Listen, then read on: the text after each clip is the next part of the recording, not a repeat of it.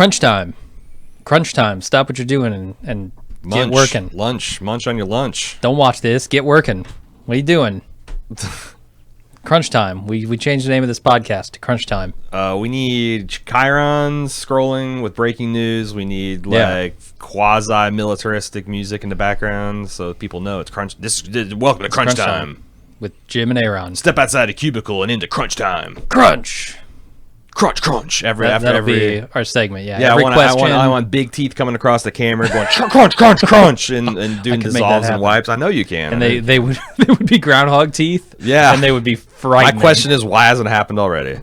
If we have the capability, why don't we do it? That's fair. Do you have anything you want to talk about? Because I actually do.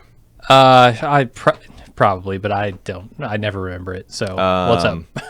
Do you remember I had this drunken idea at a Charterstone party about 3 or 4 months ago where I said, what if HelloFresh, but for poor people? Yeah, because I've talked to you about we've had discussions about how hard it is to feed yourself healthy. Mm-hmm. And inexpensively when you are living in urban food deserts where the only thing you can get to is a Quickie Mart if you're lucky.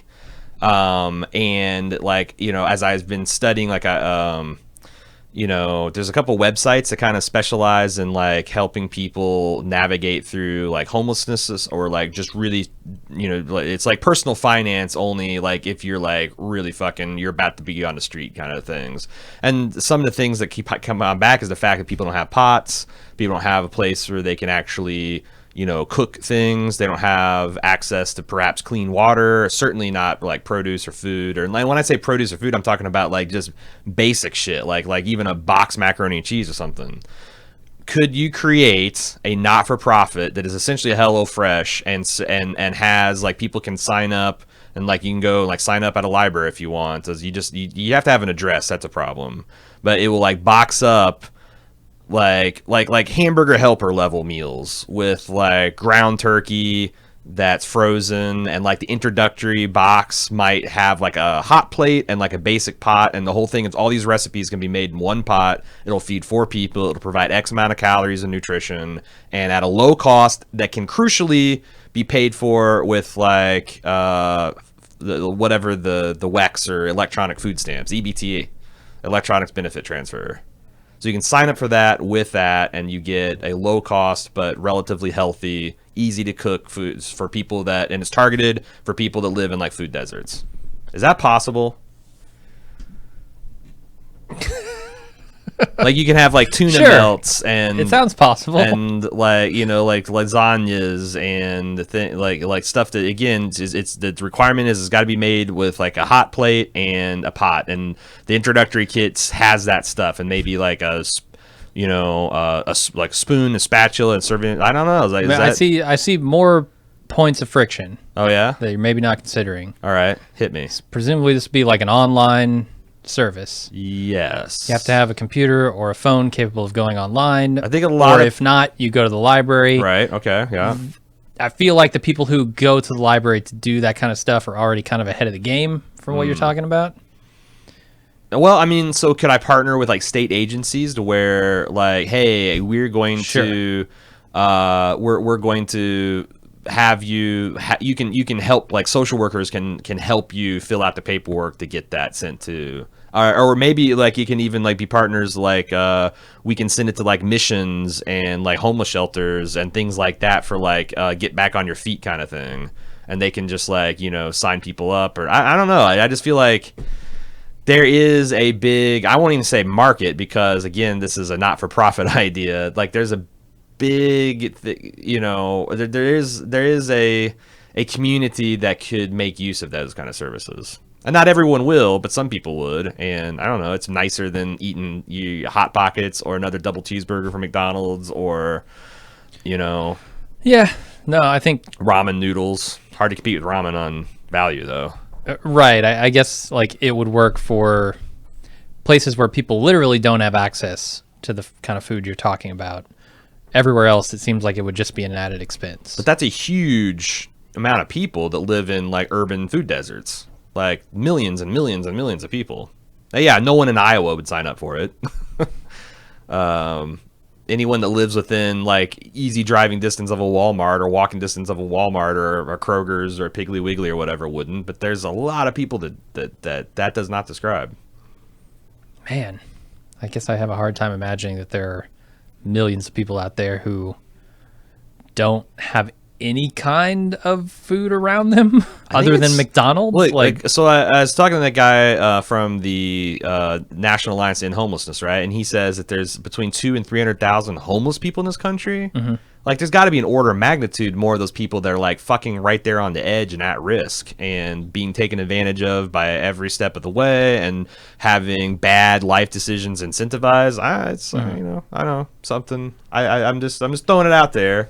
I don't have the logistics for it. I haven't figured but I started like, you know, seeing like how much you could like buy in bulk if you bought like these box food, and you could send like, you know, essentially you give them 16 ounces of water that they'll need. You send them the frozen meat product.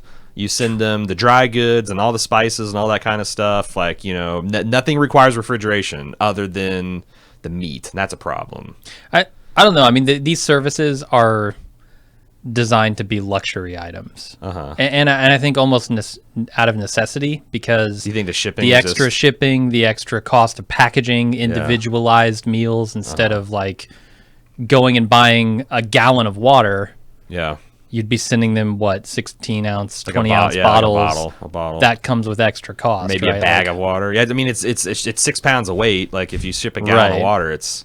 But so, I mean, it'd be like a quarter. I think inherently it's going to be more expensive than. What if it didn't require That's why I'm saying like only people who don't have any access whatsoever. Yeah. What if? But the thing is like this would qualify for, if you could get to qualify for EBTH or EBT benefits rather. That would be. Yeah. I don't know, and like I was thinking like if you get it like. Because I know they have like fish, for example. You can buy canned. I know you can buy canned meat. I don't know what that would taste like or I should try like making. I tried canned chicken. I should try making like a hamburger helper stroganoff with some canned beef and see. Because like if you're just eating it plain, but you throw that like a pouch of tuna into a tuna salad, and suddenly you got something. Yeah. But yeah, I mean, crucially, it's got to provide them everything they need to make it, and it's got to not require refrigeration. I don't know, something I'm kind of been noodling around. So I thought it'd be interesting to see what the bald move community thought. Yeah. If it's like got legs or like all the reasons it wouldn't work. Did you recall what you wanted to talk about? No. Okay. Should we get I was too busy thinking about the reasons that wouldn't work. Well, I mean, at least it doesn't seem like it's a patently ridiculous idea. It's got like, no, I don't think so. It's got the amount of hurdles that any company would face. Mm-hmm. I don't know, like maybe it could be like a charitable arm too. So like you're going to subsidize the cost because you know the conservative argument for all these outreach programs is it's cheaper than just doing nothing. Mm-hmm. Like if you just do nothing and let fucking evolution sort things out, you're going to have tent cities and massive crime and drug problems and women and children being exposed to all kinds of shit, which is this going to perpetuate this generational, you know, poverty. Whereas if you get in there and you intervene early and provide the support, then you can avoid that and nip it in the bud. I don't know. Idea. Spitballing. Do you want to start with Twitter, or I've got the forums up? Let's go with forums. Start. Forums.baldmove.com. Check in a VIP section, and there will always be a lunch with Jim and A on thread or hashtag bald lunch. Kuman from Kansas City. Random question that you've probably answered in the past, but I cannot remember. When you were a Jehovah's Witness, how did you pick what houses or places to stop by when you went door to door? Was it just random? I asked because there's a couple of people doing this at my apartment complex the other day, but they just went to one specific apartment. The person didn't happen to be at home, and as I was walking by, they asked if I knew when he'd be back, which I didn't know the person, so I didn't.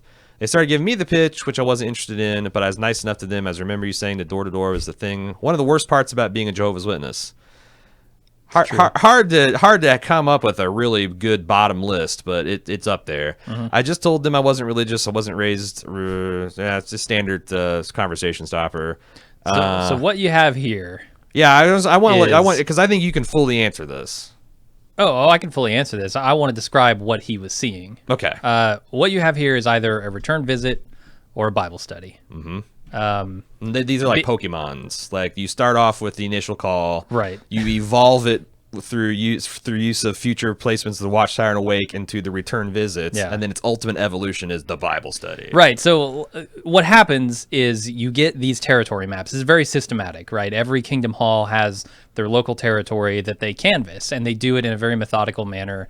You're given maps when you go out to territories, and you canvass every single house unless they're on the do not call list.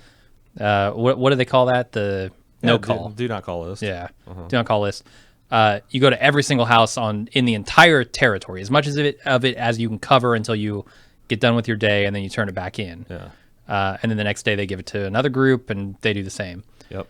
When they identify somebody who is interested by their acceptance of these magazines that they hand out, brochures, whatever, then they do what they call a return visit, which is they come back and they talk further with the person, gauge their interest level. Eventually, like if they do a couple of return visits and these people are interested, they'll start a Bible study with them, which is where they go in for, an hour, 2 hours, whatever, and they sit down, usually 2-on-1 kind of thing, or 2 on a family.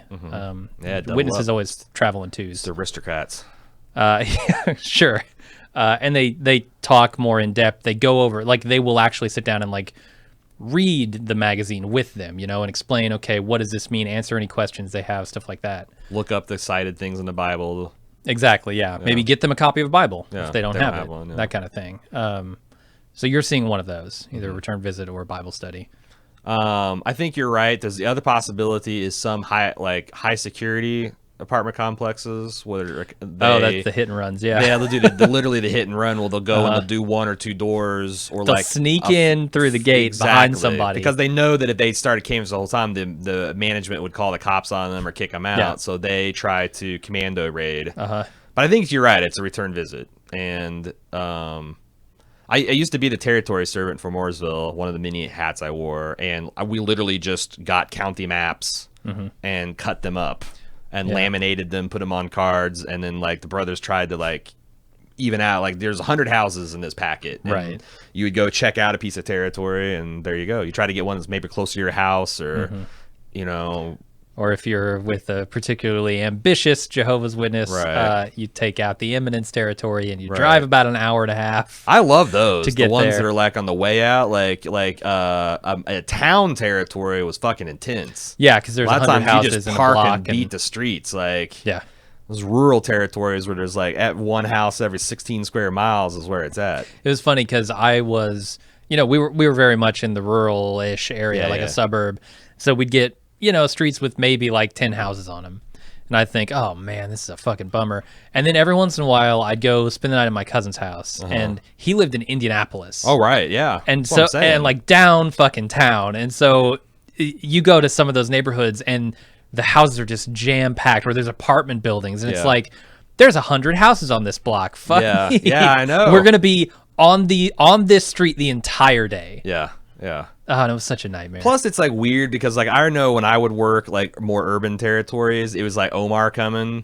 Like the van would park, the witnesses would get out in their 2s, and they come, and people would like be sweeping. And they're like, "Oh fuck!" Like you could literally see them catch your eye and be like, "Oh Jesus!" and go inside, shut the door, shut the blinds. Yeah, it's literally Omar coming. Get off the fucking streets. Here come the witnesses. You don't want to be mowing your lawn when these guys come up and want to talk about the Watchtower and Awake. Yeah. But thanks for the question. Hope that helped illuminate how it goes. And I'm sure things have changed in the last 10 years, but probably not that much. Yeah, not that much. Jim, what's going on Twitter? Nick says, guys, please cover this starting with season 1. And he links to the official ordering of the Watchmen TV series by HBO. So it's definitely coming. It's coming 2019, they say. It's a day one cover for us. I mean, after The Leftovers, after the Watchmen movie, I mean, this has 2 great flavors that go great together. So yeah, like that's a big of a lock as anything. Yeah, it's right in our wheelhouse as far as our interest. We like the pedigree, totally. I can't. It's on HBO, so I know like the only thing that would scare me off is like Game of Thrones was at the same time, but I know it won't because HBO is not going to put fucking Game of Thrones and my perfect scenario next year: late winter, True Detective season 3, spring, Game of Thrones, Westworld in the summer, and Watchmen after that. That's a fucking solid year of television. Yeah. Premium tier television that like audiences would probably kind of snowball, I think. But we'd see. I will say I don't recognize most of the cast they've got in this. I kind of expected bigger names. There's Regina King and Jeremy Irons, which, okay, they're awesome. Mm-hmm. And then you get into some like B tier, what I consider B tier, a couple of them, and then names I've just never heard of. But I'd say the same thing about Leftovers. Like I'd recognize Amy Brenneman, not from name, but like if I saw a picture of her, and like Christopher Eccleston's in that. Yes, he's a pretty big name at that time. He was, but like is Justin Theroux? Like Justin Theroux's done some character work, but like I honestly had never been aware of his work before. It's true. Carrie Coon out of nowhere, like maybe like Lindelof is gonna know how to pick him. I mean, I've got a lot of goodwill toward anything Lindelof does at this point, so I'm willing to give it the benefit of the doubt. I was not blown away by the cast. Noel from Dallas, Texas wants to know, is chivalry sexist? I mean, inherently so, right? I think the term, is inherently sexist. Is being nice to people sexist? No, but if you do it only because of their gender, then yes. Right. And I think so. This is like maybe an example of what people call benevolent sexism, which is like I might be using the term wrong because I'm not a classically university trained feminist. I'm a field feminist. I've got rounds of ammo and bandages and shit, but like I've been out in the blood and the mud. I haven't really studied it formally. But I think that benevolent sexism are like perceived positive benefits to sexism, like the fact that men would hold doors open for women, right, and like offer to pay for their meals and give them, but there's always, even in benevolent sexism, there's downsides of that, because why are the men doing those things? Yeah, because the women are perceived as the weaker sex and the fairer sex, and they need to be elevated and shielded and protected, and that same impulse can cause things to be, I mean, it's very easy to see how that would turn toxic, right? Yeah. Also, another core tenet of feminism is that you get to choose what kind of man and woman you want to be. So, like, if I get dressed up fancy and I take my lady around town, I definitely hold doors for her and pull out chairs, because it's fun for both of us. It's not how we live our lives. It's like the same way if I put on a tux, I'd stand a little straight. Like you kind of, I find myself becoming more courtly on like special occasions and things when I want to, and Cecily's not above feeling special when that kind of stuff happens. But like, what are some other things like men and women paying for dates, right? Yeah. I mean, that one's weird because there is still a systemic sexism problem that means necessarily women do make less money. Right. And I mean, that's it's kind of one of the roots of chivalry, right? Like that women didn't have money. Right. That was the deal. Like the woman would maintain the home and the man would maintain everything else. And it's while largely untrue now, it's still kind of true. No, and I feel like there should be an app. There should be a dating app that splits the check based on the income inequality gender gap, right? Or like you can pay 75% of what I pay for the meal. Right. Like when I first met Cecily, she was tending bar, and I was making six figures as an IT executive. Mm-hmm. So I paid for the most of the stuff that we did. But when Cecily did have some flush and she wanted to take me out, I never said no, because like that'd be an asshole move. Like she's got the wherewithal to make that decision, and we've kind of like done, like we consciously tried to do that when we set our budget. Like there was a couple years there where she made more money than me, and like now we're more or less even. But we've always, like when we divided the bills, we've essentially taken all the bills and then like applied a modifier based on her relative income, and then that's how we decided things up, because that's just fair, right? Mm-hmm. So it's like everything else in fucking life. It's complicated because like there's a lot of things that could be sexist. It just depends on the time and place and what your expectations are, And they also like sometimes will blow up your face. Like I've never experienced it, but I've definitely heard tell of women being huffy about men holding the door open for them. I hold the door open for literally everyone. That's what I'm saying. If there's someone behind me, I hold the door. Yeah. If someone's coming out of a door, I hold the door. And I'm a little extra conscious for people that are in wheelchairs, or if they're elderly, or if they're like struggling with some small children, and there might be fingers that get smashed. Like I might. Yeah. If you're in a wheelchair and you're coming to the door, I'm gonna actually step out of the way and hold it. Yes. Fucking hold it for you. If try to make it as nice as possible. If you're an able-bodied dude or lady coming up behind me, I'm probably just gonna do the give it half a push as I go so in. You can catch it on the way out. Or if you're a dude that's holding like 2 cases of beer, like I'll hold the door open for you too because you're working hard. Like or you just got your hands full. Yeah, but like what people like as a default, there's a difference between the default way you should treat people and how you treat people in intimate relationships. Like that's kind of like up to you and your partner to decide, what kind of stereotypically masculine and feminine things you want to get up to when you would skew them all. Whether you want to indulge in that as for fun or whatever. So yes, it's inherently sexist. That doesn't necessarily mean it's always bad, and definitely an area where people can think about things. Tweets. You need more tweets. No, I got none. No, I'm kidding. More tweets for the Twitter god. I have not read that one, so I'm gonna skip it for now. Oh boy, Ben B. So I know you boys love these political questions. Just wondering what your thoughts are on Rupert Murdoch. He controls large parts of the media in Australia, America, and the UK. Is it healthy that one man has this much power? No. Well, you know what they say. Absolute power. No. Corrupts absolutely. Is it, you know what Kanye says?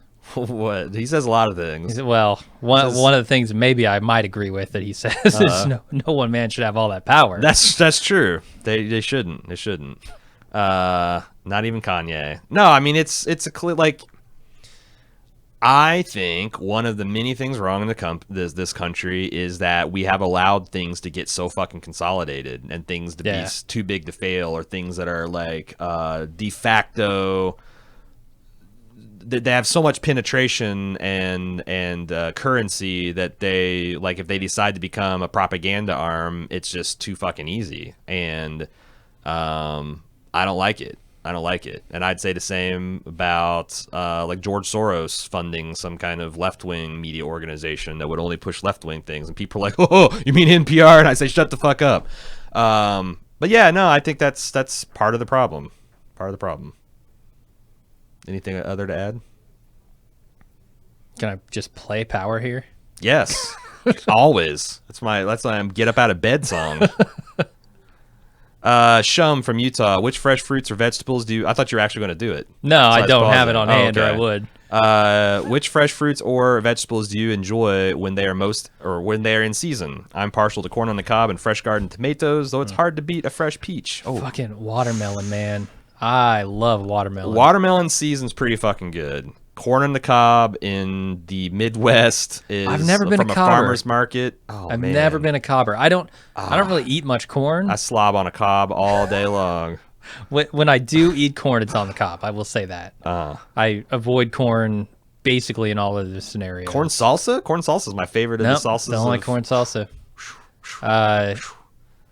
Yeah, so I don't know. Corn is good on the cob, though. I'll give you that. Yeah. It just sticks in your teeth, and I don't enjoy the process of eating corn.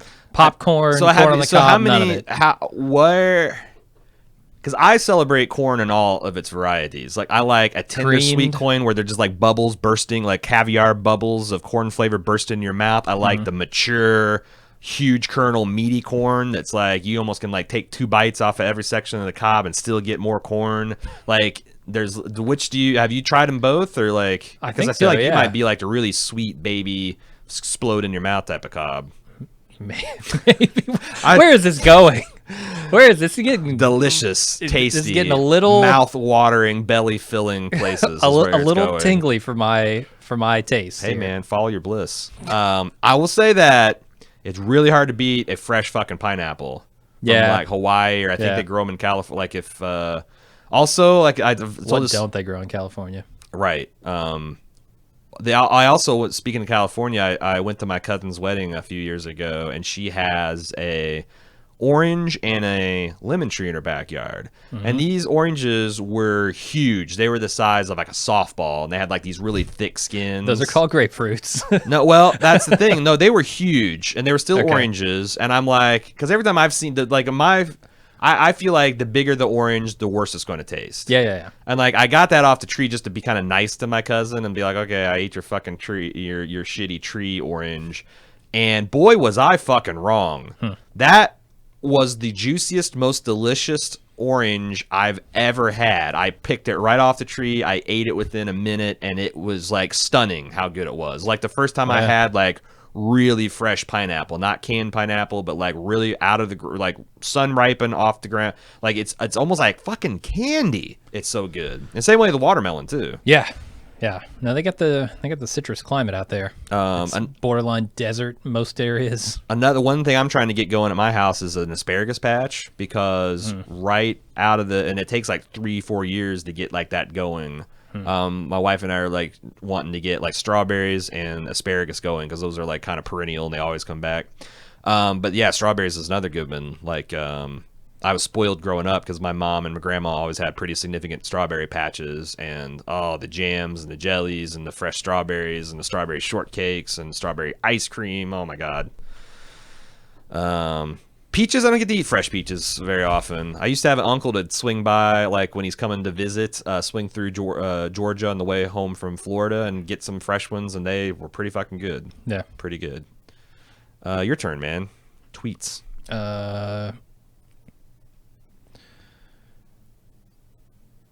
Ooh, can I? Let's see.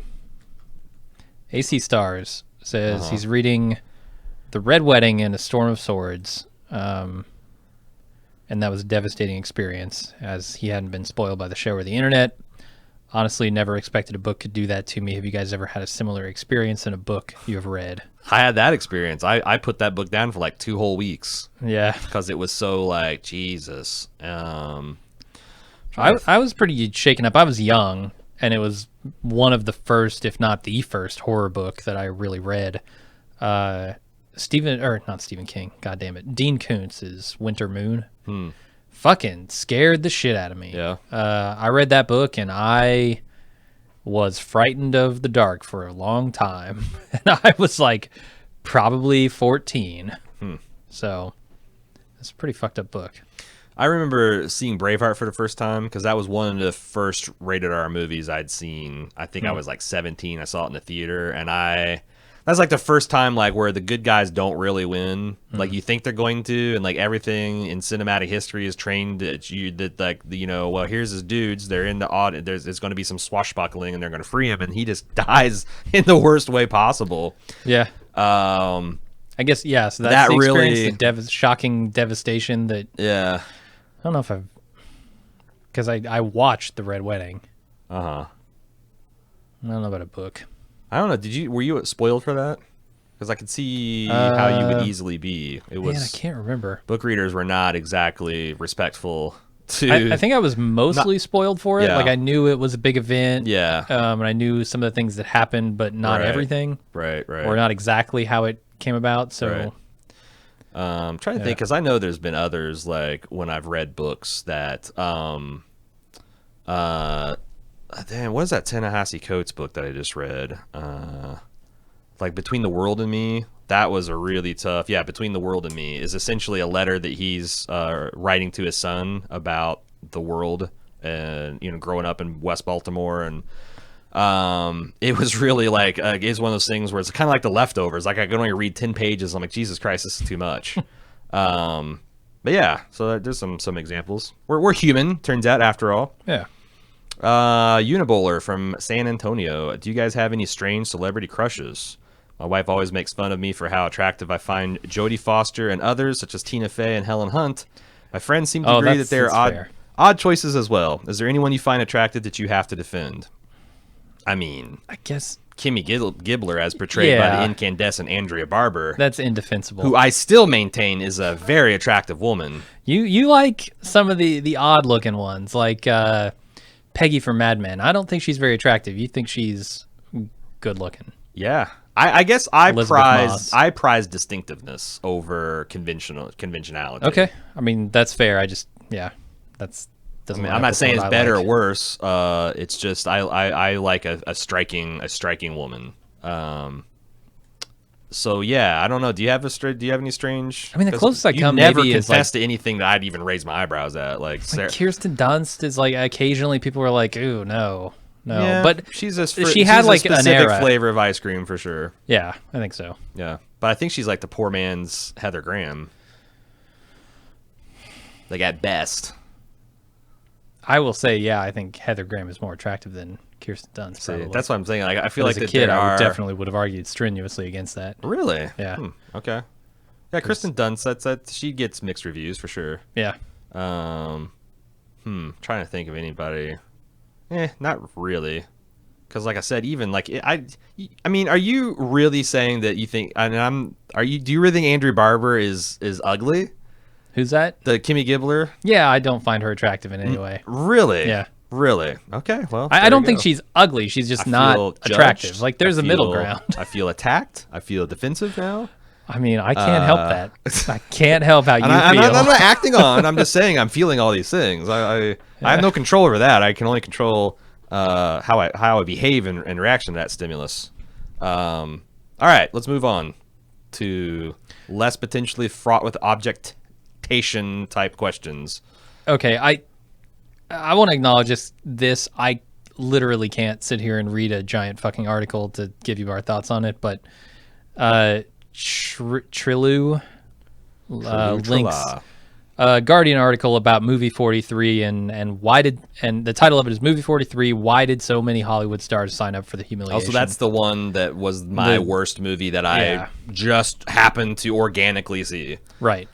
And apparently they talk about just how all of these stars ended up in it, but I have no thoughts on it because I haven't read it and I can't do it right now. I will. I'll check it out because I would like to read about that because I was dumbstruck. All right. Aw fuck. Ask Jim and Aaron, do we call bullshit on Verizon's claim that throttling the data on the California firefighters had nothing to do with the net neutrality issue? I haven't read any. I've read a headline on this. Yeah. So I have no opinion. I mean, I'm kind of in the same boat. I will say that Verizon doesn't exactly have a deep well of confidence built up in me. That I mean, I can see where it's just they got caps and like the fire department's using mobile data and they didn't know it's fire department maybe. Right. Or they didn't have, there's no like first responders flag under shit. Like I don't know. I mean, I can see how this would happen, but it's also not a good look. And I guess I'm prone to believe that a lot of things could be issues with the repeal of net neutrality. Like I mean, honestly, I feel that net neutrality was put in place because these companies were starting to do shit that net neutrality was supposed to prevent, and then somehow this fiction of like, oh, this is government overreach and there's no indication. Like I just saw blatant lies being told to the public about the purpose of net neutrality, and like there are some, like almost every issue in the margins, there's some things like net neutrality shouldn't be so strong that a network administrator cannot route traffic to deal with a threat or to deal with network congestion. And like broadly, literally speaking, some of those rules could arguably put those type of restrictions on network administrators. But most of that shit was just fucking lies and propaganda. So, you know, if a bad look of cutting firefighters trying to save the country gets put on Verizon, I got no problem with that. And I got no problem with it being like not a big deal. So I'm trying to be pretty even-handed on that. Your turn. Taquito says, Jim and maybe Aaron, what's your favorite type of music to play on the guitar? Mine is definitely 90s grunge, rock, metal, that kind of stuff. I like metal and new metal because it's a lot of power chords and crunchy sounds and like Metallica, Stained. I was able to play a lot of Stained music because it's like 4 chords, right? 4 power chords and like a particular strumming pattern and drop D tuning, and you can sound like a fucking hero. Yeah, I mean, mine's a lot of my favorite music, right? Like that's Nirvana. What I learned when I was growing up because that's what I thought was cool and what I wanted to play. Right. This the stuff I learned, the stuff I liked. I mean, the first songs I learned how to play all the way through were Come As You Are by Nirvana. Might have been my first too. And like Enter Sandman. Yeah. Because they're like not the crazy fucking lead shit, but like the rhythm parts right. and the, that stuff it's fairly easy to play and it's fun to do so. In fact, me and your brother actually had some bonding where like I paid him to give me guitar lessons, which eventually devolved into me playing rhythm for him. I played rhythm guitar sections for him so he could like freestyle on, but it was cool. Yeah. Like it was cool. Like what was that? Oh, like Metallica's Fade to Black. He taught me how to play all the rhythm parts of that, and then he played the lead stuff, and it was like playing with a band just must be the most fun. Yeah, I can imagine. It's like a truly collaborative, non-competitive experience that when like even at my very basic levels of it working felt just good. So yeah, I've done some jam sessions with people before, and that's always fun. I tell you, Jack signed up for band. He got to sign his instrument. He's the trumpet. Trumpet? Yeah. Oh, I bet you're thrilled about that. No, I actually am. Practice the trumpet, boy. I actually am. 3 hours a night. Because like that's kind of like you can do some cool stuff with that, and you can, but although I would say any instrument is annoying when you're learning how to play it. Right. But like there was one of the possibilities is a French horn. And I'm like, damn. The French horn, like unless you're going into the symphony, like trying to be in the orchestra. Like I've seen a trumpet player a couple times on like it's always been on the water. Like you're pulling into a party cove, and there's a guy that's like drunkenly playing birder, or like doing like different revelries and stuff just occasionally, and he seems like a popular dude. So yeah, there's just no way to French play. horn. When's the ever time you see someone stunting on the French horn? Never. Nothing against French horn. I had a friend that played French horn professionally. She was very talented, and I went to see a lot of her concerts. She played in the orchestra, right? She played in the orchestra. The only place a French horn is appropriate. Had a real job that she had to work and did that on the side. So the French, or not the French horn, the trumpet is one of those instruments that you just can't play quietly, though. Right. Like I can play guitar quietly. You can play piano kind of quietly. A trumpet, you are not playing that thing quietly. No. To get any sound at all, it has to be 150 decibels. I think they have mufflers for them. They do, yeah. But I don't. Yeah, I don't know. I'm interested because, like, we've got a basement I can send it down to, and you go down to the fucking basement. I'm gonna go up to my loft, and But no, I think it's cool. I think it's cool.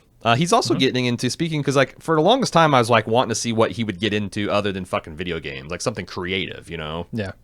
Not that he's like completely uncreative, but like he didn't seem to be kind of indifferent about drawing and art and various stuff. But like what he's really gotten into is writing. He has discovered these SCPs, creepypasta shit. Like his mind's on fire with it. He's like writing like dozens of SCP entries, and they're like kind of good and hilarious. Like he's really got the here's the description of the thing, and here's its classification, and here's its threat level, and then here's like all the bullshit interviews and video transcriptions, and he does all that stuff. And it's funny, but it's also kind of like he gets to some heights there. But yeah, I'm really digging like him being passionate about karate and band and this SCP stuff. It's doing my dad heart good. I think it's my turn. Yeah. Danielle says, how do you guys feel about labor unions? I'm getting really involved in starting one for graduate students at my university, and it's been a lot of work, but something that I feel is a necessity for myself and fellow students. Have you ever been part of a union before, and what were the pros and cons? I never have. Every workforce I've been has been inimical to union. Like fucking FedEx and Walmart were super serious about union busting. Yeah. And then IT just doesn't have unions. IT doesn't have unions, although probably could definitely use unions at this point. I mean, here's another where I have a nuanced view of the subject because historically, labor unions have done a lot of good. Like before labor unions, people were ground up in industrial machinery and burned in factory fires and worked 70-hour work weeks and shit like that. And we get Labor Day that's coming up, and And 40-hour work week. If you enjoy 40-hour work week and overtime and Labor Day, thank fucking labor union, because labor is what got you there. But on the other hand, we've also seen a lot of labor unions get, like any other human institution, bloated, arrogant, overgrown, uncompetitive, corrupt. And now, if you ask me in American history, where are we at? I think we're way too far to the Triangle Shirt Factory fire era than we are to the, bloated American factory worker era that was destroying American industry. And I think that, yeah. And like, because I think that there's a lot of like potential, like, solutions within capitalism to kind of like do things better. And like, like the concept of co-ops is something I'm super interested in. I've been looking a lot into employee-owned businesses, things like that. So, yeah, like I said, I don't think it's something that's either all good or all bad. I just think that right now the balance is in the we need more of it direction. Yeah, in general, I'm in favor of them. Yeah, I'm absolutely with some caveats. Absolutely in favor of employees organizing to protect themselves against corporate interest. Like, because guess who is organized? Yes, the corporate interest. Yes, who's got the most of the money and power? So yeah. Your turn, man. Let's see. Fern says he finally had a chance to listen to the Ringers podcast on Die Hard, and he says ours was better. That's good to know. Finally had a chance to listen to the Ringer podcast on Die Hard. They're rewatchable. Yeah. Your thoughts on Bill Simmons' declaration on that pod that Home Alone and Die Hard are not Xmas movies. Oh, okay. So Bill Simmons, I guess, said they're not Christmas movies. He claims that Christmas is only on the background, not the topic. For Home Alone, fuck you, dude. Like, maybe make an argument for Die Hard that it's like it's just a setting or trapping, but guess what? That's a Christmas movie. Yeah, does it happen on or around Christmas? And is Christmas mentioned and part of the movie? Then I think it's a Christmas movie. I've been a big fan of Bill Simmons for a long time, and I think his heart's in the right place at a lot of things. But he's also almost a 50-year-old lapsed Boston Catholic, and I think he's just a little chippy that, like, if it's not like literally Santa Claus and the baby Jesus that it's called as, I think he's a little reactionary about that, and a lot of other things, honestly. Also, God help me. I hope I don't ever become. I hope there's not like 20-something bald movers listening to me right now. 10 years would be like, Aaron used to be kind of cool, but he's got his head halfway up his ass, working on 100%. How do you keep from how do you keep from doing that? You just don't care, because it's always cool not to care, right? It's So always cool not to care. You just don't care about becoming anything, fossilized and encrusted and mentally set in your ways. No. You don't care about anything. Like, it's a Christmas movie or is it not a Christmas movie? I don't care. Yeah, fuck you. Who gives a fuck? What are you even talking about? Like, that's how you stay cool. Yeah. You buck all systems. You buck everything that the general public cares about. Maybe cool's a good word, and like with it, I don't know. It's kind of like that's how you do it. I love Roger Ebert, but through the ends of life, he's an old man yelling "Get off my lawn" about video games. Mm-hmm. Like a guy like that saying the video games can't be art. You're just being an asshole, Roger. I fucking love you. You're an inspiration. You literally like as formed a lot of my thought on like what an inspirational atheist can be. But you got your head so far up your ass on an issue, and I just hope I never get that way. Yeah. A lot of people debate that I already am there, but here's a good one. Skymare. As business and creative partners who need to divide up work, set visions, make joint decisions, hang tough with each other's quirks, express differing opinions that must be hashed out to come up with the best decisions, what are the best parts of your working relationship, and what are the parts that are more sticky or difficult? By the way, I really enjoy listening to each of you individually, and somehow the two of you together and the interplay, even the differing sounds of your voices with Jim's tenor and Aaron's bass, is immensely engaging to listen and watch. What are you talking about? As a duo, you certainly have caught magic in the bottle. Yeah, I don't know. I don't know what anybody's talking about here. Apparently, my bass has a flavor of Stallone. So Stallone stylings on that bass. Did I say bass? For fuck's sake, I said bass that whole time. You said bass. I thought you were talking about the fish. No, yeah, I definitely got the bass face. You're looking like a real bass hole right now. I am. Boy, is my face red. Well, there's one quirk you have to put up with. That's true. That's true. I mean, a quirk that some good things usually come from, though. Yeah.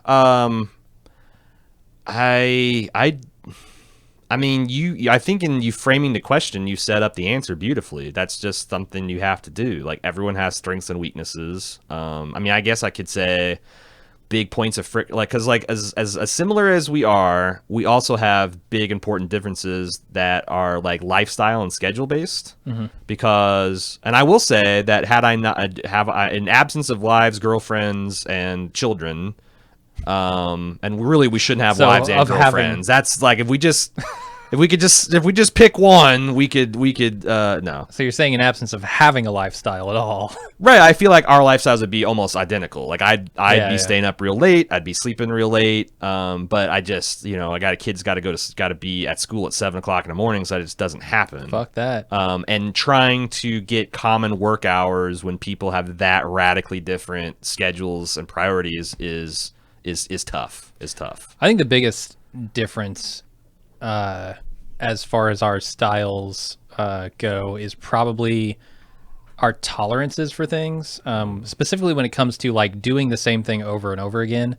I get immediately bored with that shit, and I can't, like, doing a podcast the same way for 8 years is a hardship for me. It's like a thing that actively annoys me. And so, like, some of the changes that we make, some of the things that we do differently, intentionally, like different podcast formats, stuff like that, is me going, I'm bored out of my fucking mind here. Let's do something different. And I feel like you have a much higher tolerance for like day in and day out, just kind of making the sausage. Yeah, I mean, because I derive the pleasure from the content, not the style or whatever. Like, I think having different shows, different universes, different because I guess I would get bored really quick if we only covered like true crime shows. Gotcha. Yeah. Like I got to have a variety of what I'm taking creatively, but I get creative fulfillment just over analyzing, discussing, and getting philosophical about that things. And the format is not. I mean, but this goes to like this goes like fundamental levels. Like, I really don't give a shit about artwork, presentation, music choices. Like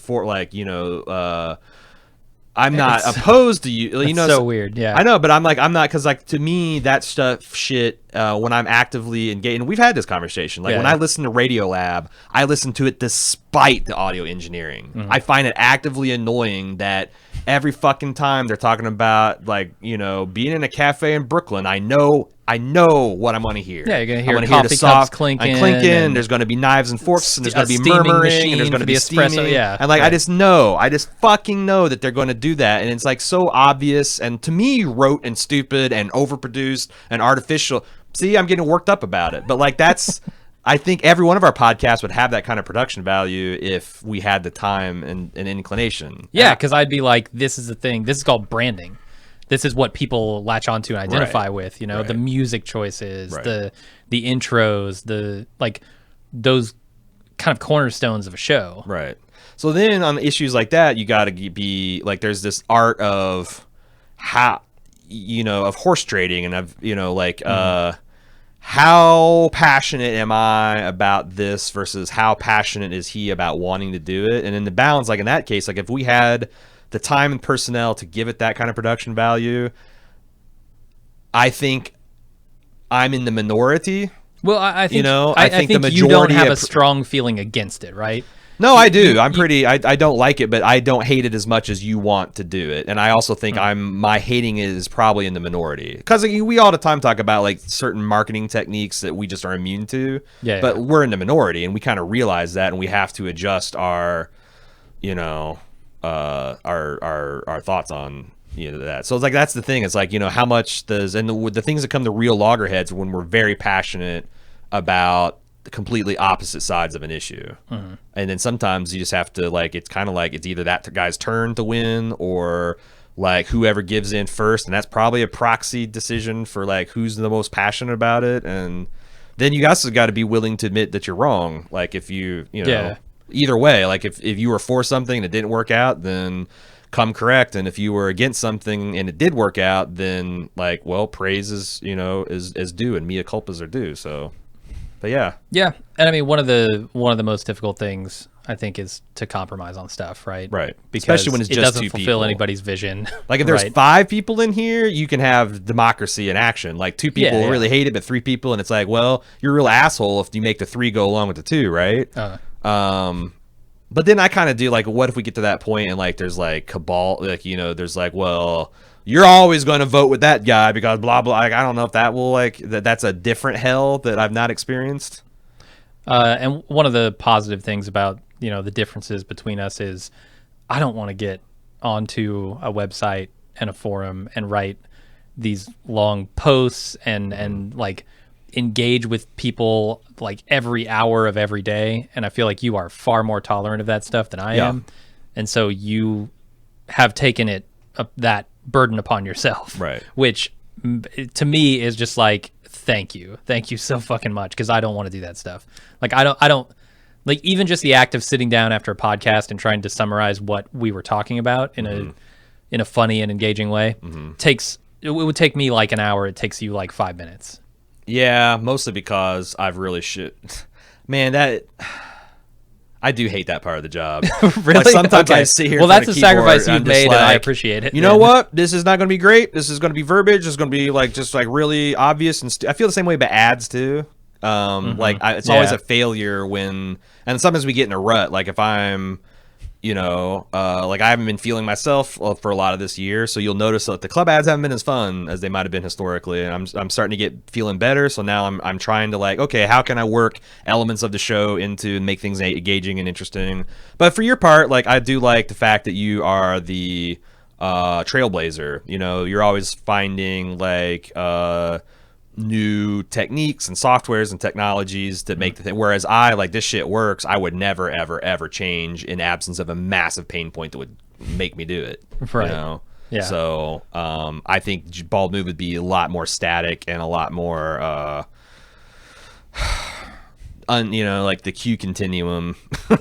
If it wasn't for Jim's spirit. I'll also say the podcast would be a lot shorter without your tendency. I don't know if that's good or bad. I mean, it's a double-edged sword, right? Like you can talk for a long time about subjects and go really in depth and that kind of stuff. And for me, in some ways I'm content to sit back and let you do most of the talking and kind of contribute where I contribute. You know, the double-edged part of it is when I have a thought to get out and I can't sometimes because you're stepping on me. But for the most part, it's like you do the heavy lifting on these podcasts, honestly, as far as like actual on the mic content goes. And I appreciate that. Well, I thank you for the compliment. Right. Yeah. Well, how did we do that last time? We looked directly into the camera. No, we refused thank to. You. No, we refused thank to. you. I appreciate that. Is it your turn? Yeah, it's your turn now. I've only got one more. All right. I don't have a lot, I don't think, either. Okay. Andrew Toby says, would you love or hate if Villigan introduced a whole new character in Better Call Saul named Ignacio in addition to Nacho? I think it sounds too cute.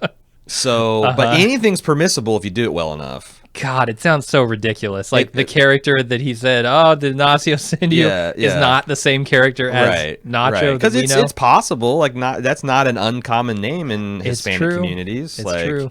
You know, it'd be like having 2 Jesuses in the same town. Like that happens all the fucking time. So.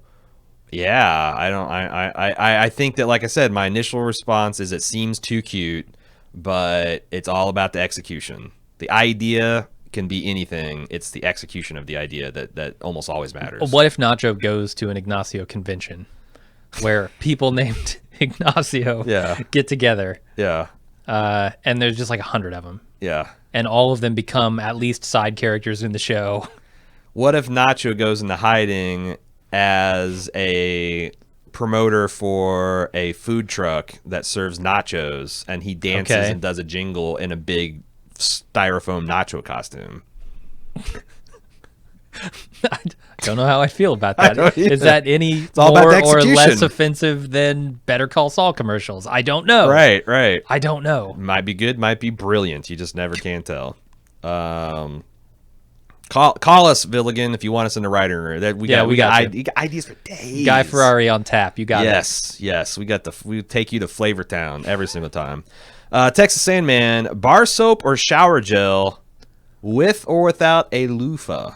Oh, I'm shower gel and I am loofing it up. Same here, man. It's like it's just so much easier. Yeah, I don't know when I switched from like Zest to body wash, but like in that same era I also switched to like having a loofah, and my loofah's on a stick and I replace it periodically like you do.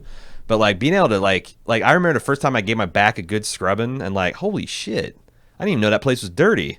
Yeah, but like the pores are open and everything's that was a one and done loofah. Yeah, I did. It's like took a whole loofah. Right, like sometimes things get so bad that you're just gonna have a sacrificial loofah, right. And then you can maintain it. You can get a little bit more miles than the other loofah. But do you use real loofah or synthetic? Because I'm synthetic. I'm a synthetic guy. It's like that mesh that's kind of like wadded. It's not the fucking sea sponge thing. No. Because I think those things just get. Those things seem to get dirty and stinky. Sponges get disgusting. Yeah, I know. Fucking gross. We buy them by the ton at IKEA, and just like if that sponge looks at us wrong, we fucking chuck that thing in the garbage, and it's on to another one. Apparently, you can put them in the dishwasher, and they get pretty clean again. I don't have a dishwasher. Or the microwave. If you microwave a sponge, you know what else happens? Your microwave smells like hot steamed ass for several times after you use it. Speaking of microwave tricks, do you know this fucking microwave trick? It is a lifesaver when you're cooking. Okay. And I can't remember where I learned this. I think I was like, how the fuck do I solve this problem? And I looked it up online. If you take an onion when you cut it and you put it in the microwave for 30 seconds, just peel it, put it in the microwave for 30 seconds. Whole. You don't cut it in half or nothing? Just whole. All right. So entirely you whole. Skin it? And you stick it in the microwave 30 seconds on standard power. There's almost no eye irritation at all when you cut it. Get the fuck out. Almost zero. Because I fucking tiny diced a giant onion the other day after doing that. No problem. Because, man, I had a red onion that I cut up a couple weeks ago, and it's like it was tear gas in the kitchen for like the whole evening. You'd walk in the kitchen, it's like, oh my God, it's bad. What I really want, try it next time. What I really want is to replace my my kitchen like hood. The fan thing from like internal recirculation to like an exterior, like just shoot it out the outside, man. Right. I've been in a house like that and it's just like wonderful. Like during the summer you can turn it on and it just doesn't it keeps your house from getting super hot. Imagine it sucks in the winter. Or even super smoky, like if you're doing steak or something. Yeah. Your smoke alarm won't go off. Right. Yeah. Because that's the other thing is like we're off of bacon right now because of like, my baby steps towards vegetarianism. But like, man, when we cook bacon, a lot of times I'd go and do it on the grill. Like I'd take it because like it's just like it would make like this greasy, like a seedy nightclub type of smoke environment. That's no good. No. I'm breathing atomized pork. That can't be good. Try that onion trick though. Everybody. That's a good trick. I'm gonna try it. 30 seconds. That seems like a lot. Placebo. No, I mean it seems like 30 seconds. There's no way it could possibly do something, but I'm gonna try it. It works, man. What I've done is if I think an onion's gonna be exceptionally stinky, because like some of the yellow sweeter onions don't bother me so much, but like a crisp white or especially those red, I'll slice them like under running water. Okay. That seems difficult. It is, because I got to get the cutting board in there and it's an odd angle, but like it completely kills the stink. Or I guess I could actually fill the sink with like a couple inches of water, just cut it underwater. Yeah, because then it doesn't escape to the air. So, but I'm gonna try that because that's a lot easier. MFT, after all the good things people have been saying about Succession and it being the summer sleeper show, are you guys willing to give it a second chance? Have they? I might just binge watch it. So that's the fucking rich people being assholes thing with Kieran Culkin. I do hear a lot of good things about it from people I respect.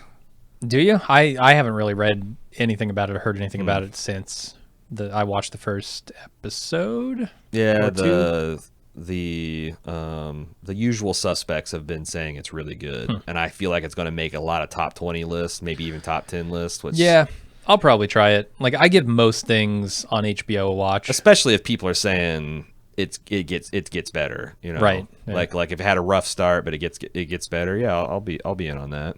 Also, Deuce season 2 is upon us. A marketing firm it almost doesn't exist. What's the point of making a show and not marketing it? What show is The Deuce? Like, I feel like HBO is. I've seen multiple trailers for The Deuce and the things I've been watching of late. Yeah, that's true. That's how they tend to do marketing. And I think also, like, I just looked. The Deuce's traffic is about the same. The Deuce's season 1 traffic is almost exactly the same as the Leftovers season 3 traffic.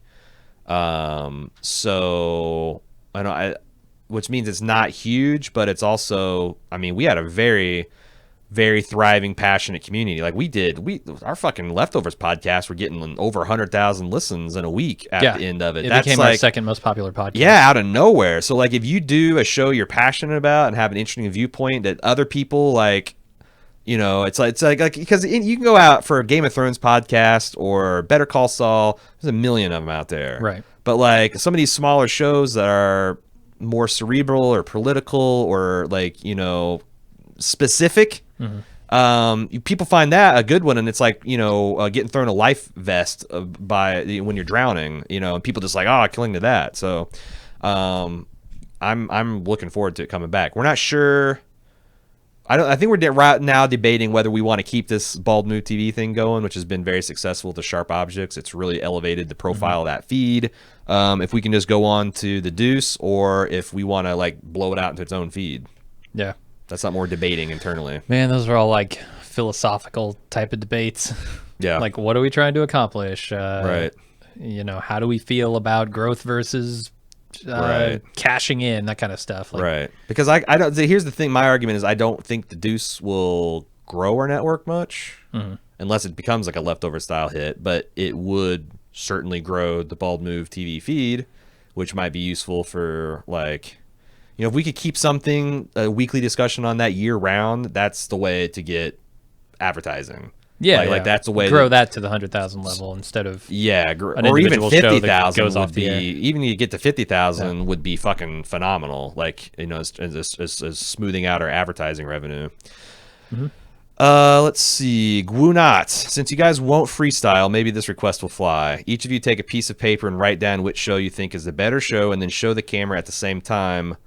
Breaking Bad and The Leftovers. Take some time to think, winky face. I mean, I can do this. I can almost... The stopper here might be paper. Yeah, we're a paperless office. I got a napkin. You want a napkin? Oh, no, you got paper. I got it. You got paper. Oh, I got napkins for days, too. Oh, it's more appropriate. Chipotle napkin. I also got to shout out somebody here. All right. 2 Chipotle napkins. Let's see. All right. Here we go. Here we go. This is like, I feel like this has got to be building all kinds of fucking tension. Oh yeah, man. Can I like? He says take some time to think, right? So I really gotta think about it. Yeah, you do. And while you're thinking about it, I want to shout out. I think this is Nikki C. from Cincinnati. Yeah. Nikki C was really a sweetheart, and she sent follow-ons to our beloved customized Yeti cups. One for Cecily, and one for my boy Jack. And it's a little 20-ounce compared to the 32. It's super cute, and that is very sweet. I haven't told Jack yet, but I told Cecily last night, and she literally just went "Aw" for like 5 minutes. And she also sent me her well-worn copy of David Simon's Homicide, which I said is killing streets. It's on that was on my list of things I want to read. And my God, I didn't know it was the size of the tome that it is. It's over 600 pages. But yeah, I appreciate that. She sent us a very nice card, so thank you, Nikki. Are you ready to do this shit? I'm ready. I'm ready for the reveal. 3, 2, 1. I actually there was like a 15% chance you'd say Breaking Bad. I think the clincher there was he said the better show. Not the more entertaining show. Yeah. I think Leftovers is just a better show. But Breaking Bad is far more entertaining and probably still my favorite show. And it's still not a bad, like it's a really, really, really good show. No, too. I think Breaking Bad's still my favorite show. It's just not probably the better show. Interesting distinction. Let's go. Oh, Darwin Fishy. What's your favorite superhero? None. I don't like superheroes. You don't have a favorite superhero? Superheroes are stupid. What are you even talking about? Who cares about superheroes? I mean, who cares about anything? I'm too cool for this. All right. I don't care. No, what's my favorite superhero? Batman. I don't know. I like Batman. I thought canonically cool. You liked Captain America for some reation. I used to, yeah. I mean, I read a lot of Captain America comics growing up because that's what I had. I read those. I read some Spider-Mans.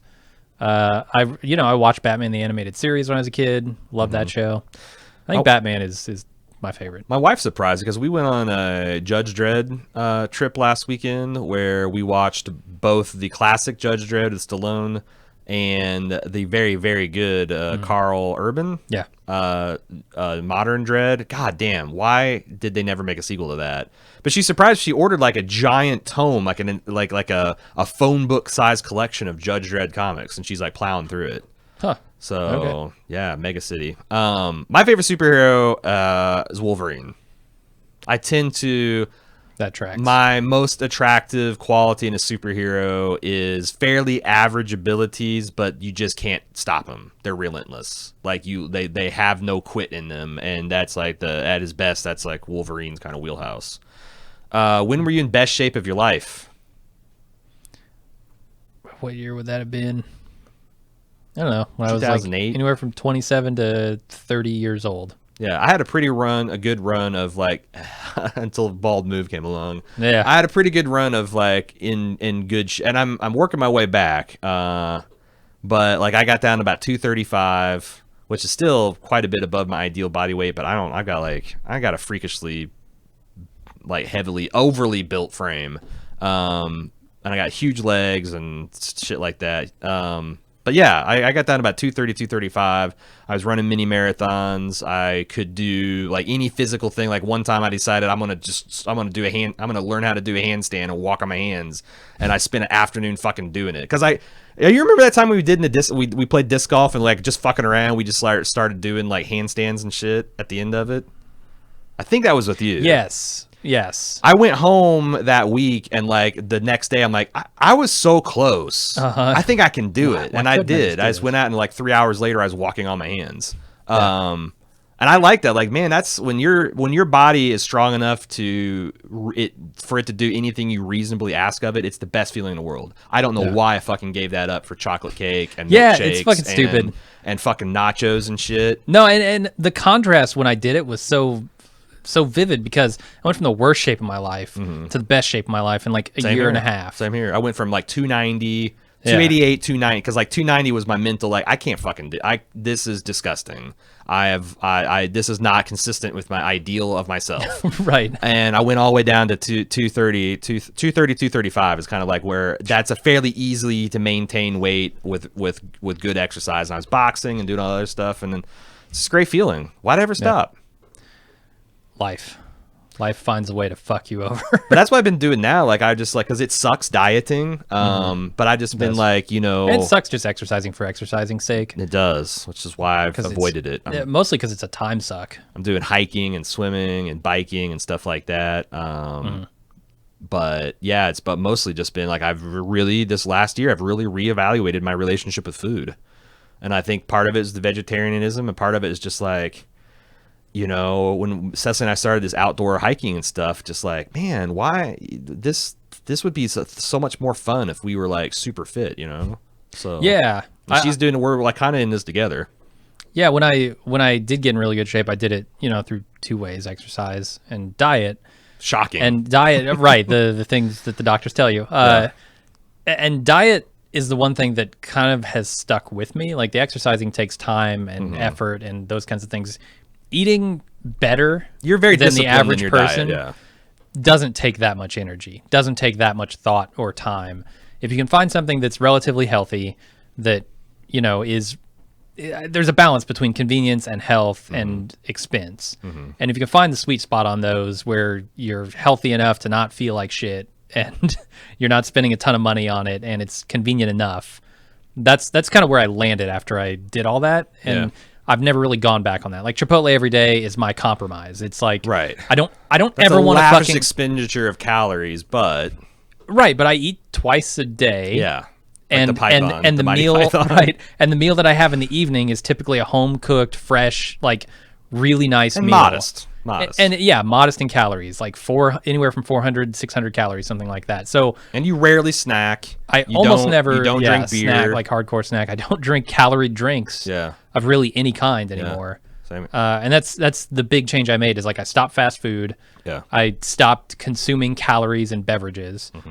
And those two things, like combined with an okay diet, just have kind of seen me through where I'm not like fat. Right. I'm like out of shape now because I haven't exercised. But it's so much easier to get back in shape than it is to lose 60 pounds, for example. Yeah. No, I went from it's funny because you seem to like static carry like 100 pounds more than me, which to me seems insane, but you're a big dude, just in general. So I went from like 190 at my height to and like 25, that's funny. 30% like at our body fattest fat. We're 100 pounds. I think at our fit, and then I went down to like 145, and I was which is like right at 100-ish pounds. Yeah. But I was like 12% body fat. I was in great shape. And then over the years, it's just like, well, you were doing P90X. You were like getting modestly ripped even. Yeah. Where I was not ashamed to take my shirt off in public. Unlike now, where I barely can wear short sleeves now. Kidding. Well, I was want to talk to you about that because that underarm flab. Just, it just looks like a blur on camera. It's not good at all. I noticed we're wearing the same colors today, which I felt a little weird about. It is. So we coordinated. Yeah. Lots of blue and dark colors, soothing colors. Yep. The Howling Fan Todd. Stoked to see Aaron talk about Run the Jewels the other week. Also encourages me to check out LP's solo Cancer for the Cure if I haven't already. Dude, I've been so fucking obsessed with Run the Jewels, and I've got like, as soon as I run this shit to the ground, I'm going to check out all their solo projects. But I wonder if either of you could talk about your relationship with rap in the light of the Me Too movement. I know in the past I've had some discomfort with the misogyny in rap, but the discomfort has grown a lot in recent years as it's become more quote-unquote woke. I still have all my old favorites on my Spotify playlist and just put up with the unpleasant bits, but I find if I try to listen to new rap that's misogynistic, I can't do it anymore. On the other hand, I know, for example, Donald Glover has publicly bristled at white people tut-tutting the misogyny in rap, which perhaps is understandable given American history. I guess I thank goodness for Run the Jewels, who I think managed to keep the vulgarity of rap while mostly eschewing the misogyny. That's a really thoughtful question, or just statement. What do you think, man? I wish I had a thoughtful answer to go with the thoughtful statement. I don't listen to a ton of rap. And the stuff I do tends to be like mainstream, which I get it. There's a lot of misogyny there, and homophobia and transphobia. Sure, yeah, just a lot of things that I kind of view as gross. I don't know. I'm not really in a place to criticize a culture that I'm not a part of. Yeah, I think that's the Donald Glover way. thing. Like I guess I agree with him. To a point. Because I do think like misogyny in general is a bad thing. Of course. In no matter what culture it's in, but I don't know that I have either A, the education on it, or B, even the perspective to be able to talk. Right. And to be able to say anything about it. Right. I will say personally, it does bother me when I hear those things in that music. But I certainly don't think that's the domain purely of rap. Yeah. I think a lot of music is misogynistic. I think a lot of music has that kind of problem. I think that's the point when rappers bristle at it. It's like, first of all, there's always relative levels of oppression. And like a suburban white feminist telling a Donald Glover or a Kendrick, hey, I don't like it when you call women bitches or whatever. They're just like, who gives a fucking shit what you think? Like, as you point, there's no shortage of history of misogyny in all pop culture. Why is rap music singled out above all others? But I also think that it would behoove that community to kind of, I get it, you're telling a story and you're trying to tell how things really are for you and your authentic experiences, but at what point do you start to like try to make the world be the place you want it to be?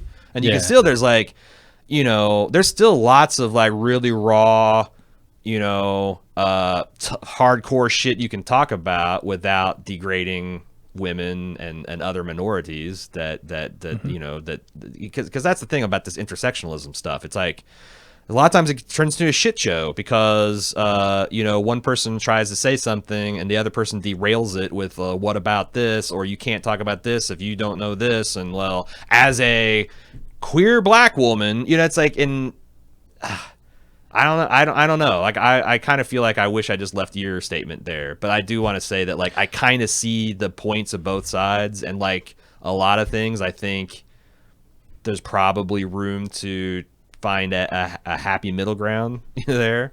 Yeah, I guess I just wish it were easier to determine people's intentions when they say things, and to factor those into what they're saying more heavily than maybe the actual words they're using or where they are in society, that kind of thing. Like, what are their intentions here? Are they to be a good person and stop something that they see that's happening that is bad, that we all know is bad? Yeah. How much of it's glorifying it? Yeah, I don't know. Intention, I feel like, should be 90% of what a conversation is based on, and it almost always seems to be disregarded. Right. Yeah, no.